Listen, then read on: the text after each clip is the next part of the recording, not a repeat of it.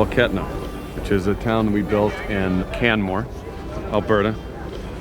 Got about 12 buildings and fashioned after various research on Alaskan towns. So it's our town for our story. These were not images and these were not sets that could just sit there. They really had to achieve their own personality. So everything Stephen did with the production design, everything that I did with the cameras, with the lights and so on, was dedicated to that end. One of the main reasons we chose this site is because of our backdrop here. We stood over there and we saw that. We said this is a perfect place for Main Street.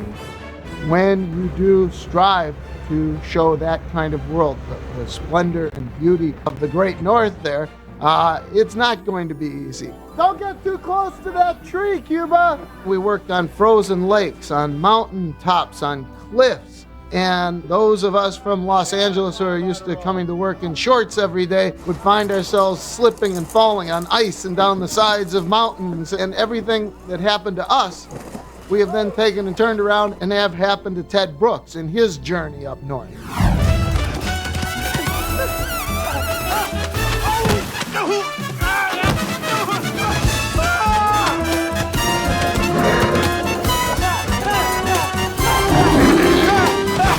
The first day of filming, an AD came into my cabin and said, "There's been a change of shots." I looked out the window and there was a blizzard. I mean, a full-blown blizzard. You couldn't see this far in front of your face. Yeah, I'm cold and I haven't even started filming yet.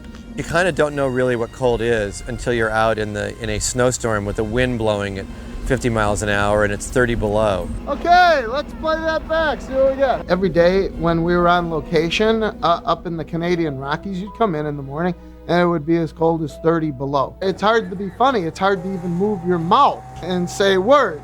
It's the bond between man and animal, it's reading the dogs, it's really getting in touch with yourself to overcome the normal afflictions that you would have in everyday travel, in the outdoors, like your eyebrows freezing up, the fatigue of holding the sled and working with the sleds, your face, fighting off the frostbite, and any exposed skin after a minute and a half, it freezes. And sometimes we'd be doing a scene where there wasn't snow and it would be blizzarding, and sometimes we'd want a blizzard and it would be bright and sunny out.